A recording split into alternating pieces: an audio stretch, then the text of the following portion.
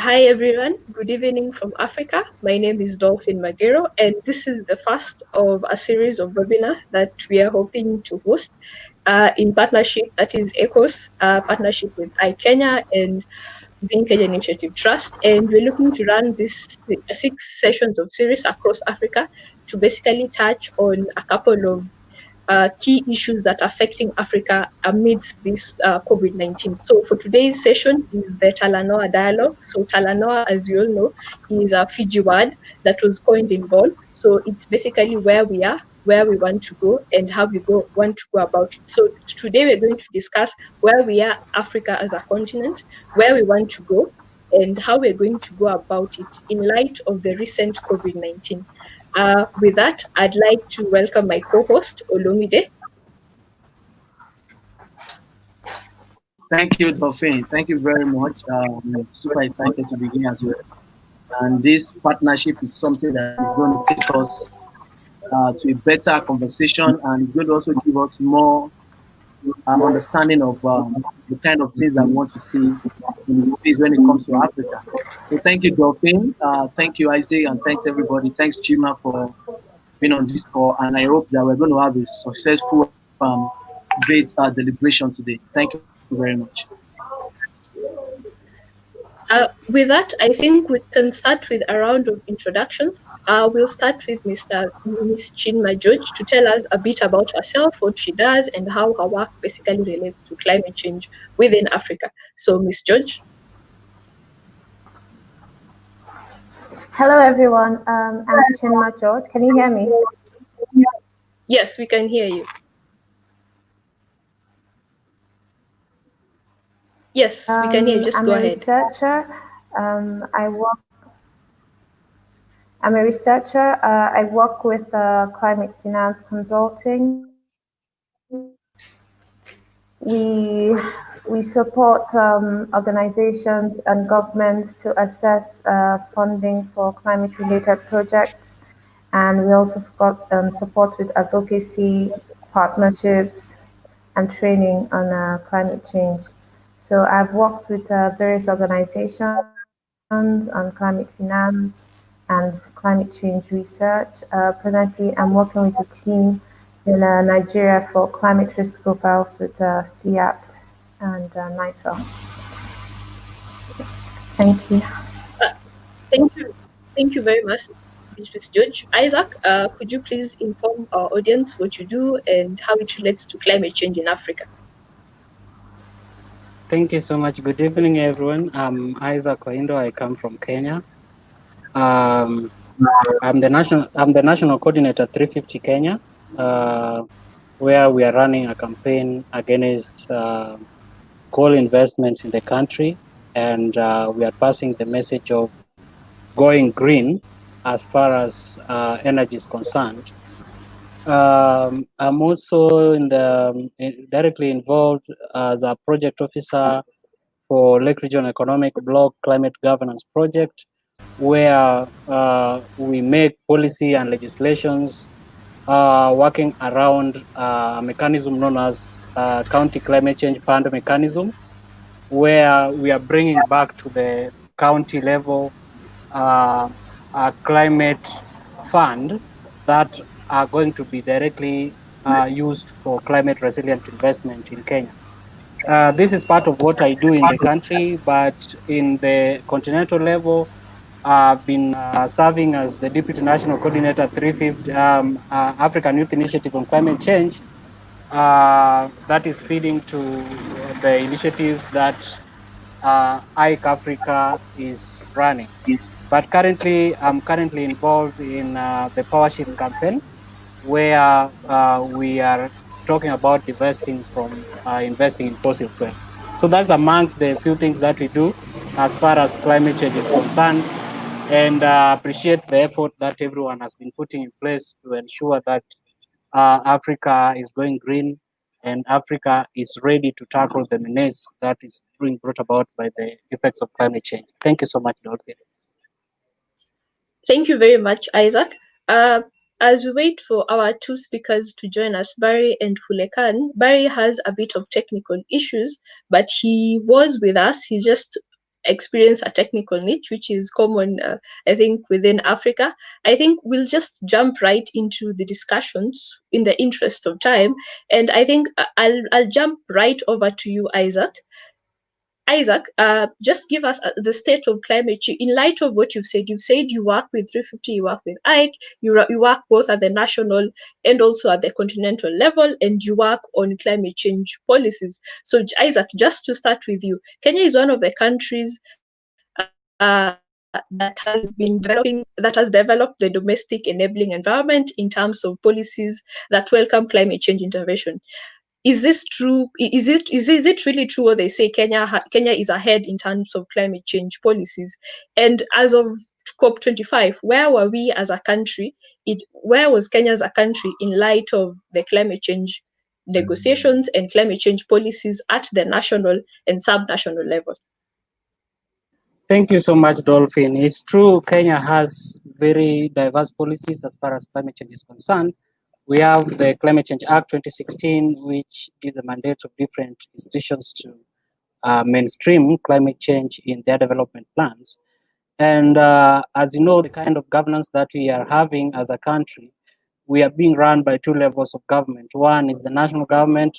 The second is the county governments. And when you look at the county governments, the issue of climate change, since the new constitutions that mandated the country to develop devolution, you'll find that the capacity of different county governments were not properly built as far as the issues of climate change is concerned.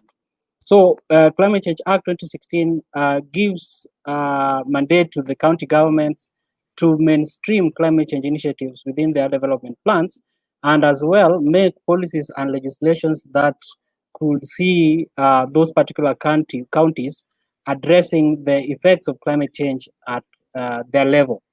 So Kenya has been on top of this, and looking at the Paris Agreement and even different agreements at the global level, Kenya has been very instrumental in ensuring that these policies or these agreements are cascaded down to the level that they can be addressed at different levels of governments.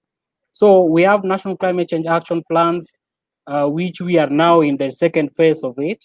The first phase ended in 2017, and now from 2018 moving forward, we are having a National Climate Change Action Plan 2 that is basically looking at different thematic areas as far as addressing the Paris Agreement is concerned, and geared towards reducing emissions by a percentage, and seeing that developments that the country is having is more or less climate resilient. So basically, looking at the National Climate Change Action Plan, we are seeing a situation where the government has quickly put institutions in place. We have a directorate which is actually concerned with coordinating climate change issues in the country, and as well as doing the coordination between the national government and the county governments. So looking at this, as far as COP25 was concerned, Kenya was to go to a new phase of revising their determined contributions in addressing climate Paris Agreement, and we are seeing a scenario where the coming up of COVID-19 has actually derailed this process in a bigger way. However, the government designed a way of addressing these issues.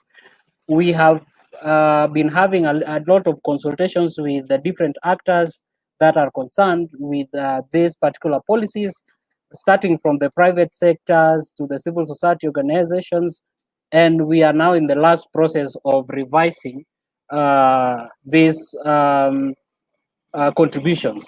And what the lessons that we have come up with from the first contributions is it was a bit ambitious, and the country was not capable of achieving most of it. But we are now looking at need-based solutions that we can address as per what is capable of being done at different levels. So the country has adopted different ways, online ways of interacting, and we have seen a lot of support that is being cascaded down to the county level. And one thing that I want to appreciate, Dolphin, as we speak, almost 7 counties out of 47 are ready to actually look at the issues of climate change and how they can delegate or maybe put aside a particular percentage of their development money to go directly in addressing climate change issues at the county level. And this is a great step that our country has done over the period. And we are seeing a scenario where in the near future, we are looking at 13 more counties having policy and legislations and putting different institutions which are required by the National Directorate to address climate change issues in place. So this is a great effort that the country has done. Looking at the different campaigns at African level, we are now looking at how we can actually reach out to different countries which we neighbor, one of them being Uganda and Tanzania. We have seen how the national government has seen or has developed a good mechanism of interacting with this particular country so that the shared boundaries are not left behind. When we look at things to do with forest ecosystems, different rivers and lakes are being shared amongst the countries that we border. So the country is looking at different ways of working on a good mechanism to see how ecosystem can be addressed or can be conserved using different approaches. So Dolphin, this is amongst the few things that we have been doing, despite the fact that COVID-19 has come into place and has posed a lot of challenges that we cannot talk about maybe. Yes, thank you so much. Thank you very much for that interaction, Isaac. I just have one quick question. Kenya was in the run. It had made a bid to host COP27. That is the COP after Glasgow. First of all, do you think Kenya is going to get in? Do you think Kenya as a country is the ideal African country to host COP27 after the COP in Glasgow? It's not the first time Kenya is going to host a COP or can host a COP, but I believe Kenya is capable of hosting a conference of parties due to different capacity that the country is having, and also looking at the readiness of the country to address the impacts of climate change in the country. So it can lead as a good example. And I'm seeing a scenario where the country and the national leadership, starting from the president, is really dedicated to address the impacts of climate change in the country. And also is they're obliged to really commit to different agreements that we have seen, starting from Paris Agreement, and also the climate change negotiations, which have been spearheaded by the directorate moving forward. So I believe the country is actually ready. The country is heading to a positive direction where the issues of climate change is given a priority. Dolphin. Okay. We can see our other speaker, Mr. Barry from Cameroon, has just joined us. So as he prepares to actually be part of the discussions, Miss George is having a bit more technical issues. Mr. Olomide, my co-host, from your perspective, how is the engagement of where does Nigeria, from basically your interaction, because I know you volunteer with Ike and you're very active at the international, continental, and also national space. So what is the state of climate change as it is in light of COVID-19 where we are? Yes, Olobide? Thank you very much. Thank you, Isaac, for that lovely contribution. And thank you, Dolphin. So for me, let me just localize the conversation based on where I'm coming from, Nigeria. One thing I will first of all say about the issue of COVID-19 and climate change is that they are not related at all. It's just a coincidence that makes us to see that the impact of COVID-19 is actually contributing to the effect of climate change, which is the issue of air pollution. A lot of people are saying that because of COVID-19 and everybody are staying back at home, we have less polluters. Like a lot of people are not polluting, companies are not working, productions are not really going on. And I think one of the things I would tell you now is that concerning my country, when a country is actually going through impact of climate change before the COVID-19 comes up, you can see that the COVID-19 that comes in now makes it more very difficult.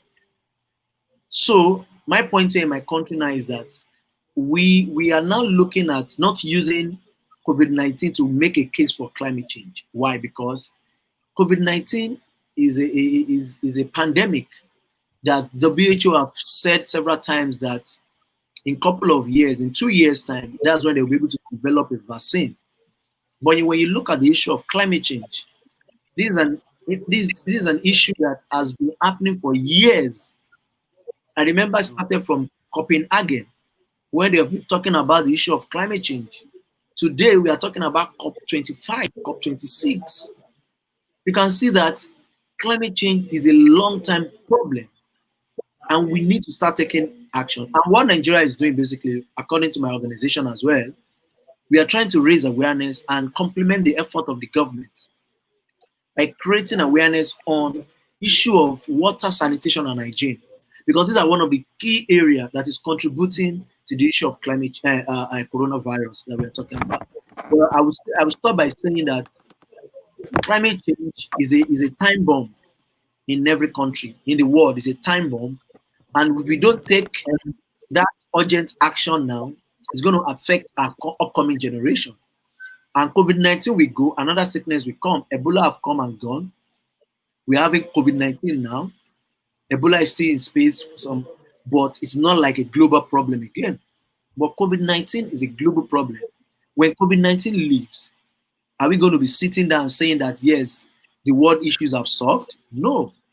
That means we need to take urgent actions so that the effect of climate change will be reduced enough. We need to start looking at emissions, we need to start looking at our parastatals, our agencies, on how we can make them accountable and transparent for what they are doing to our environment. Thank you very much. Thank you very much, Olomide. I see our speaker, Barry, is here with us. Barry is a student at the university in Cameroon.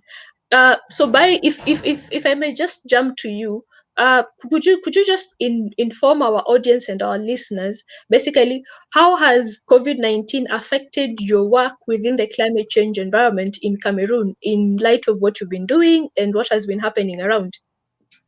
Actually, okay.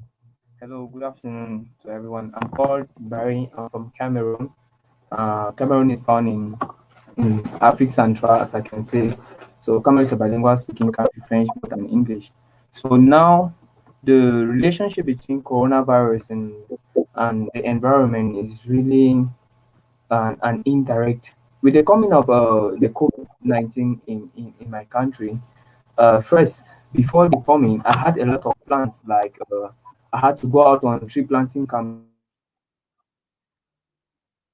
I had to go out for tree planting campaigns. I had to do situation in my country, starting in one of the biggest capital called Douala and Yaoundé. The government took some drastic measures, which was one by bringing in an isolation policy and putting all of us into confinement. So due to this, I had to cancel all my plans. That is tree planting, the sensitization I had to do with the little children, so as to limit the rate of the spread. So I can say that COVID actually it has both positive and negative effects in Cameroon. First, we can see with the positive side, it means what before the rate at which our big towns like Douala and Yaoundé were producing a lot of pollution, the rate at which greenhouse gases were being emitted into the atmosphere was so high. So now with the coming of COVID and everybody being housed and all the industries where as commercial sectors shut down, it reduced the rate of these greenhouse gases. So due to this, people could see a more cleaner atmosphere. They could see a more cleaner, a well good air to take in. So due to this, I can say COVID actually is a blessing. So we cannot just say COVID only in that. I can also bring alignment because now my country was going through a problem of plastic pollution. Due to this, we had floods because most of these plastics blocked runaway gutters, and due to this, water had to inundate and go to the nearby lands, flooding people's homes and causing another great catastrophe, as we know flooding does. So, with the coming of COVID, the rate at which plastic pollutions were being littered again had to drop. So, I said actually, COVID is a kind of a mixed blessing, and due to this, it helped me to write a paper, an article, and publish to make the world know that if we don't live with good terms with our nature, there is more catastrophe coming because it is due to this that our ecosystems are being that we destroy our ecosystems unknowing because we want money. We are having selfish ends go and consume other ecosystems, making these animals go and consume, bringing more different pathogens. And when man helps to push down these animals through his sinful ways, he therefore intake these diseases, causing a lot of pandemics as well. So I say, if we live with harmony with our nature, that's how we are going to have more benefits from the environment. So thank you. Thank you, Barry, for that very fruitful. Barry, if I could just ask you, in your work, in your environmental work as a student in Cameroon, how has your engagement been with basically your university? Because we know research is now becoming a key issue. So how does the universities or the academic community in Cameroon relate to young people or interact with young people in climate change discussions? So thank you for that question, Dolphin. Normally in my country, there is the Ministry of Higher Education with a professor known as Professor Jacques Famendongo. With him, he has laid forth a system in which all the state universities, both state universities, well as the private, do form what we call climate change organization, what we call clubs, environmental clubs in school, which helps to bring different youth from different backgrounds to help them sensitize, to help them know about the challenges we are facing concerning climate change, about the challenges we are facing about global warming, and how we can help fight these problems that are coming. So due to this, I can say the university level is help promoting a more against this climate change. And due to this, during various environmental weeks, be it the environmental day, be it the biodiversity day, the university conferences which call in young leaders, which call in young people in my country to come and sensitize the other young brothers. And due to this, they're sending also a diversified hand to other secondary schools within the region to help them bring them more closer to the fight. And due to this, I can say the university is really doing something great to fight against climate change within my country. Thank you.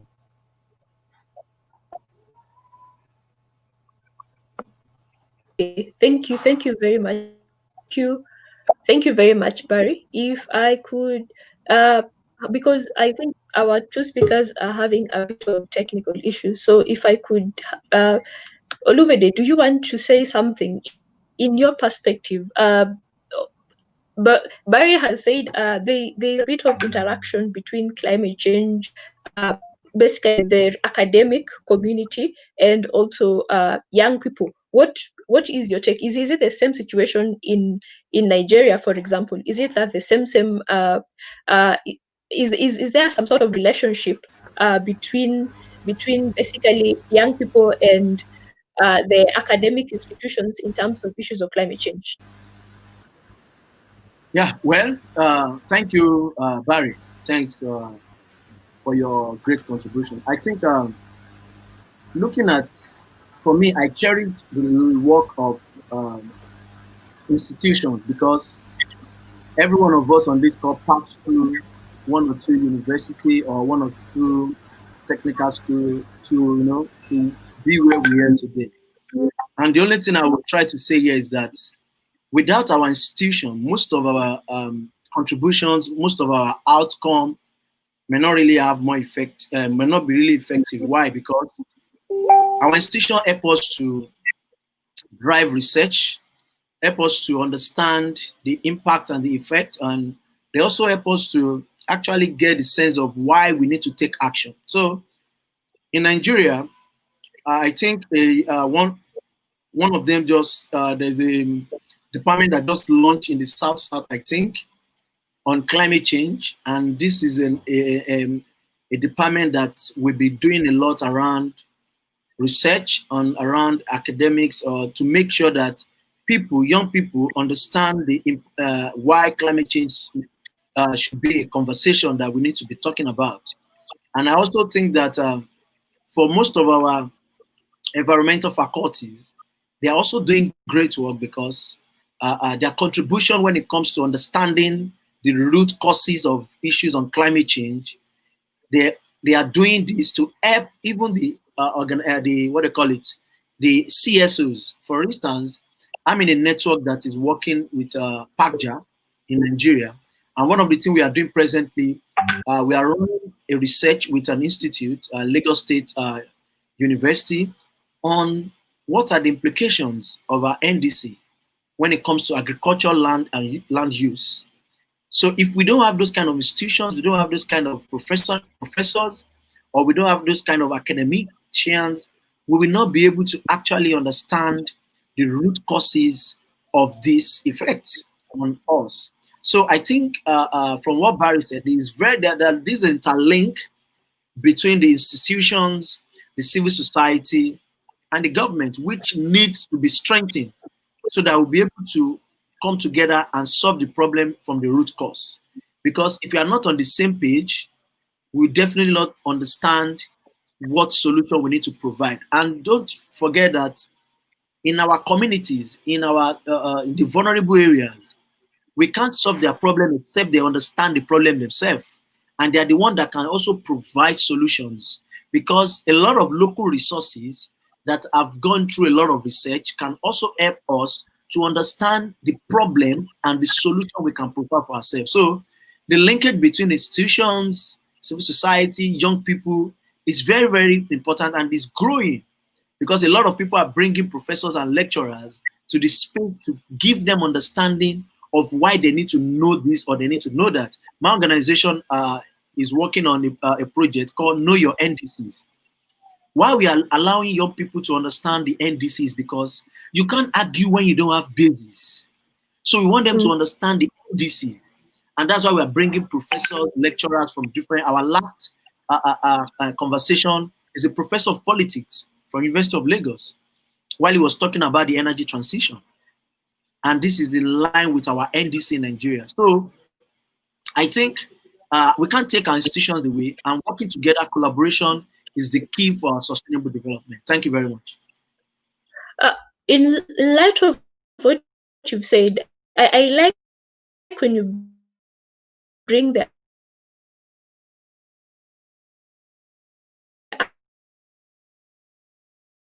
Sorry, we can't hear you, Dolphin.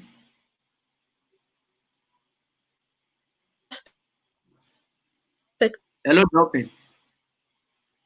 Of NDCs, and this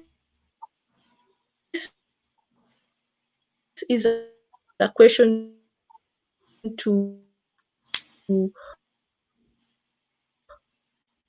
all the panelists. I would like. We are losing you, Dolphin. Can you kindly? Dolphin, we can't hear you.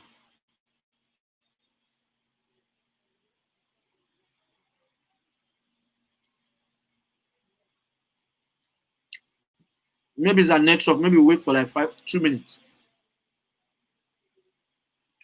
Yeah, it seems it's her network. Yes, I'm seeing her joining back. Yes, network is very bad apparently in Africa. I think maybe it's the effects of COVID. I wanted to ask, Olumide has brought out a point about how climate change is becoming a multi-stakeholder initiative and multi-stakeholder engagement. And I have this question, of course, to all of us here, because we remember in 2015 we set the Paris Agreement, and most of our countries set our NDCs,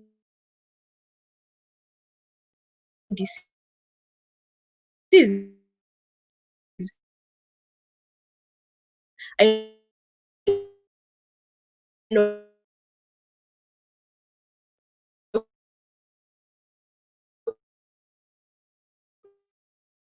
emissions targets, in 2016.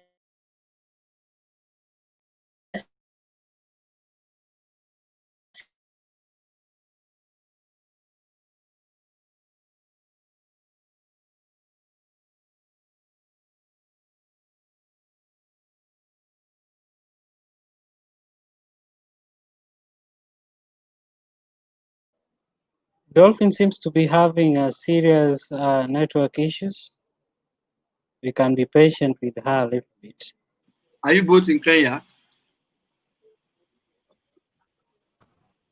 Yes, we are in Kenya, but I think different locations. Ah, Dolphin must be in the capital city. She's in the capital. Yes, yes. so you're trying to say that Yeah, so you're trying to say that the network in the capital city is way more bad than that of the other sub-regions. no, no, no. It might be due to overcrowding and things. A lot of things are happening in the capital city, but I'm in the outskirts of the Actually, city, which I think is not overcrowded and all that.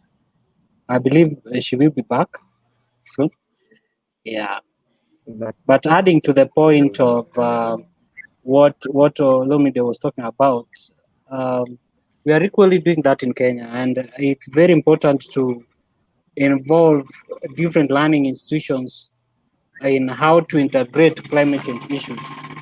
Because one aspect and something that I can actually contribute in, which is very, very key in addressing the issues of climate change, one is what we call the indigenous knowledge. How can we unpack the indigenous knowledge? How do the community relate very closely with the effects of climate change? How do they understand it? And how are they trying to predict weather even before? So that is where the role of different higher learning institutions are coming in play, because uh, through their different programs, through their different initiatives, we are seeing a scenario where this indigenous information can be packed in a way that it can be useful to the decision makers. And this is something that we want to cherish so much, because the government is quickly picking up on that, on how well that can be used to make decisions on climate change issues. So that is the aspect that I wanted to add on what Olumide said as we wait for Dolphin to join us back. Yeah.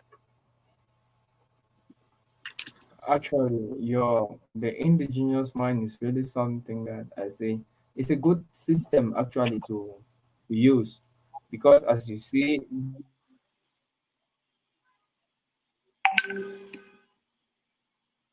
there's a lot of knowledge, and there people care a lot about themselves, which means you cannot go to bed without saying hi to your neighbor. So I always try to use things like this to say we, if we are in the campaigns, if we are in the villages, we need to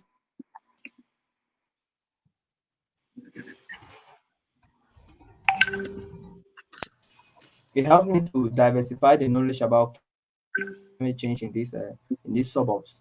Understand? And one thing also I like to use is children, because I say children are the future. We are the future of tomorrow. And if we cannot act fast, actually we are just digging a grave that we are all are going to bury ourselves. For I say when a child you teach a child that when you eat something in a plastic and you put in a trash can, she will always keep on doing that and doing that. And when she walks in the way and see an elderly person putting the environment, she will also do the same. she walks to that elderly one with no fear and say, look at what you're doing is not good. You are actually killing the environment. You're causing a lot of harm to the environment. And with that, that elderly person is really going to listen to that little child that is saying that, yes, what you're doing is not good. And he's going to act. Why? Because he's ashamed. He's ashamed not to be laughed by his peers that what he did. A child came and corrected him. And with that, you see, the knowledge is being passed on and passed on. You see, I say that.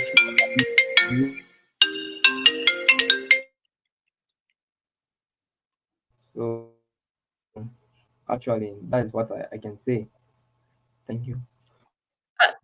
Thank you very much, Barry, for that fruitful discussion. Just a general question to all of us here. I know most, if not all, most African countries are reviewed their NDCs in 2020.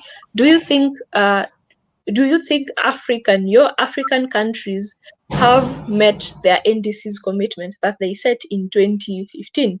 And yeah, and do you think, yes, so that's the first part of the question. So we could have around to go around. If do you think African countries have met their NDCs?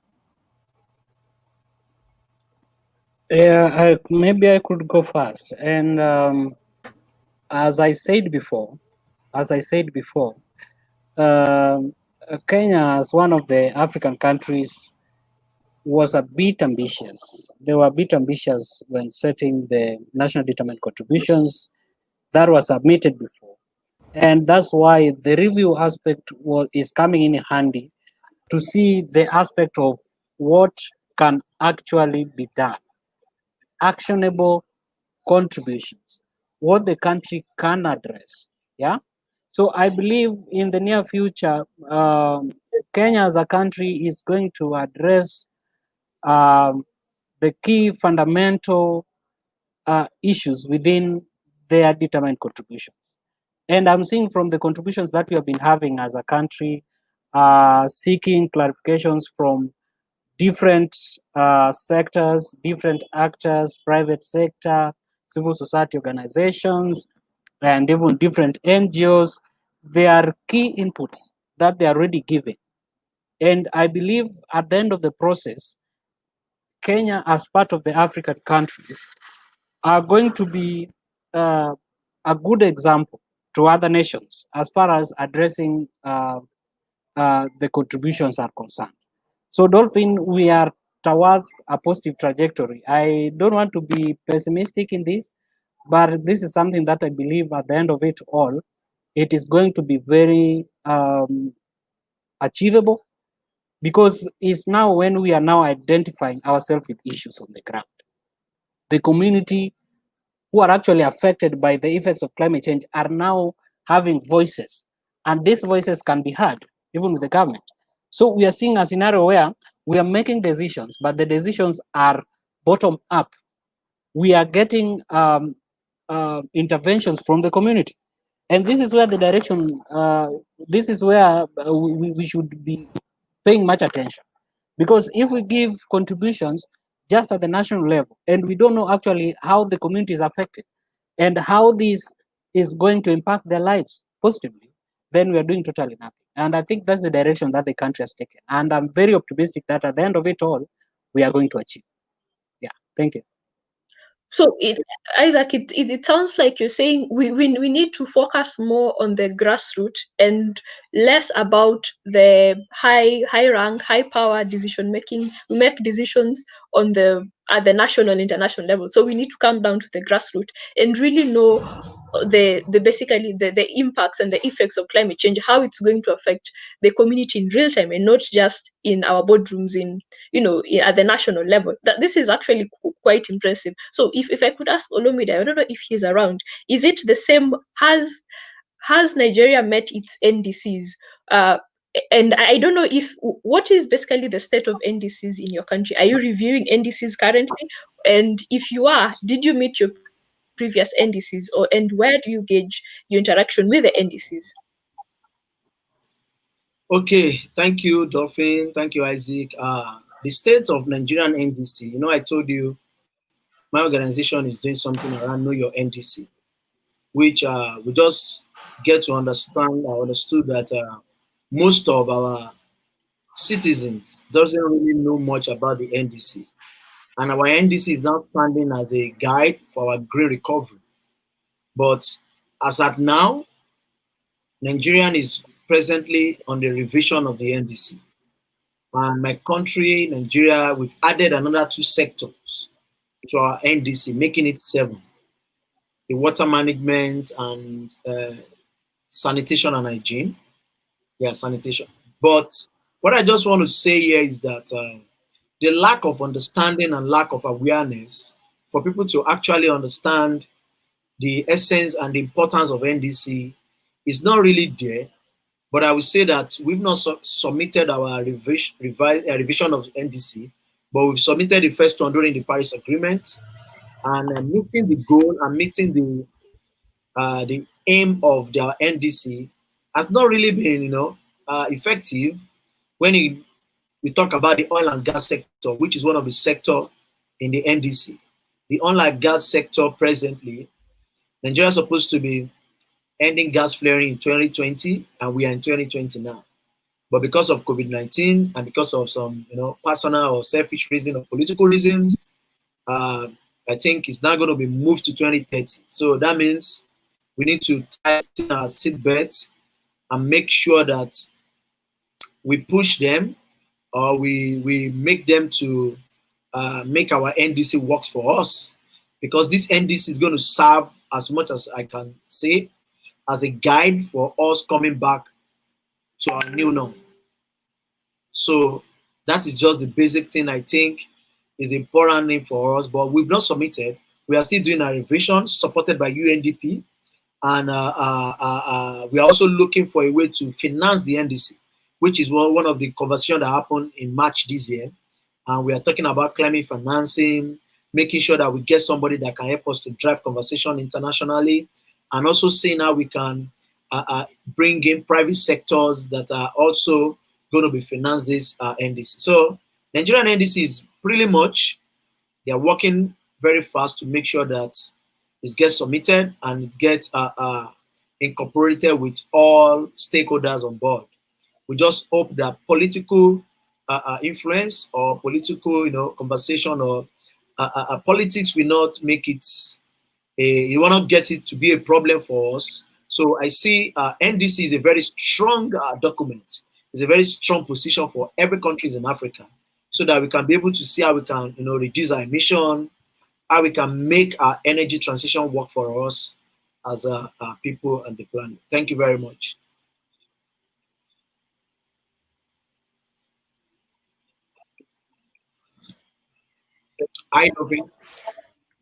Thank you very much, Olobide. Just as a final question as we close, just your yeah, yes, just your perspective. Where do you see what next for Africa? Where do you see Africa going post this COVID-19, in light of, we know Africa Climate Week was postponed, and the negotiations currently, like long-term finance, were, set, a couple of key negotiation items were sent to Rule 16. Just as a concluding remarks, where do you see, what is next for Africa? What is the next right move for Africa?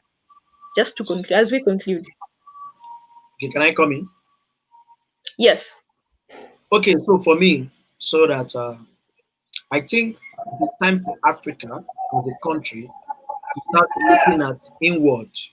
We need to start looking at our local resources that can solve our problem ourselves. Because we keep saying that Africa is a giant of this, Africa is blessed with this, Africa is a land of opportunity. We keep saying that, but we are not tapping into those strengths, or we're not tapping into those local ideas or local resources that can change the system entirely. So I look forward to see leaders that are transparent and accountable for contribution moving climate and race in Africa forward. And I also look forward to see the drive and the conversation that translates into practical things that we can see, that can solve the issue of sea level rise, that can solve the issue of oil and gas, that can solve the issue of agriculture, and that can solve issue of our water, sanitation, and hygiene. If we can look inward and make use of our local resources, as we call ourselves as giants of every continent, as a land of opportunity, I think we don't have problem of talking about borrowing or talking about making our NDC stronger or looking for a way to support our people. Rather, looking for a way to make use of our local resources to drive our own growth as an African. Thank you. Thank you very much, Yeah, Isaac. I think I want to echo what my brother said. It's high time that Africa think of locally led initiatives and at the same time find solutions to its own problems. That is the only way that we can actually address our issues.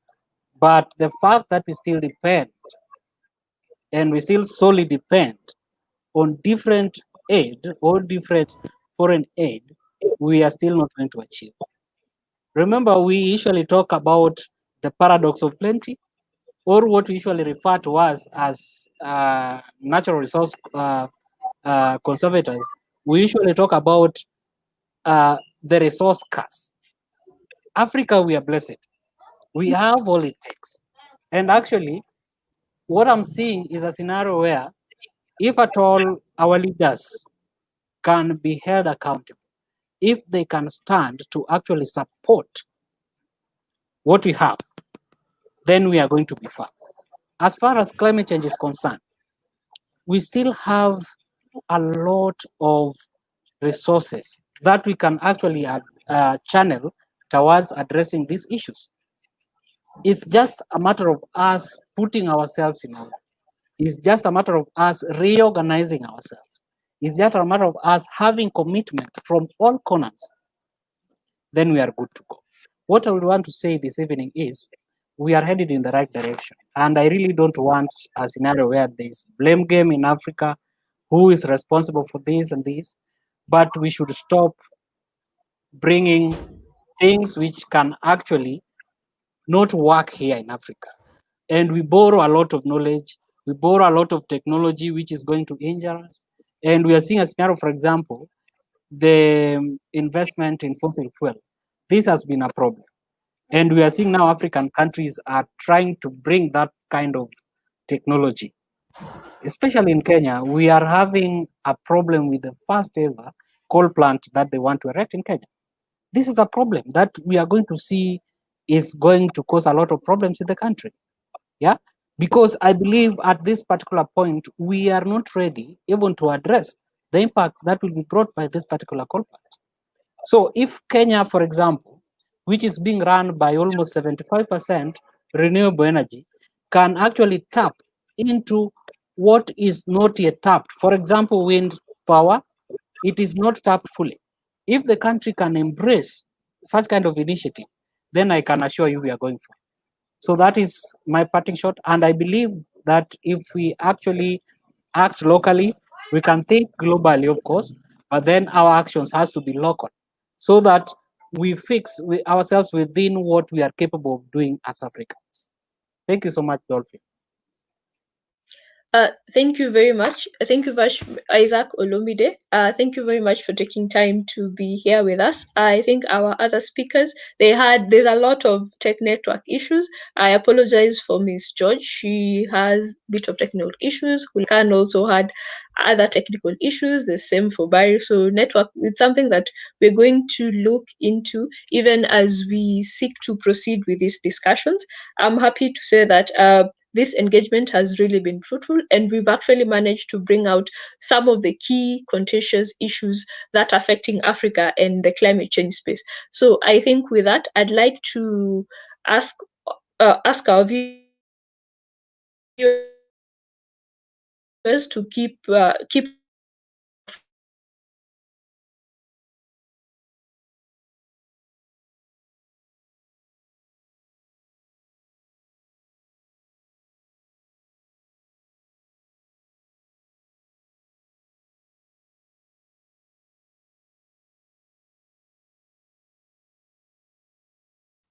Yes, let's keep these discussions going at the local level.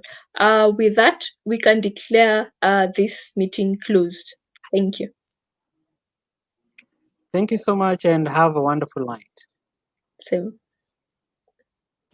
Thank you, Dolphin. Thank you, Isaac. And I'm sure Africa is going to be one of the best continents in the world very soon. Thank you. Thank you. And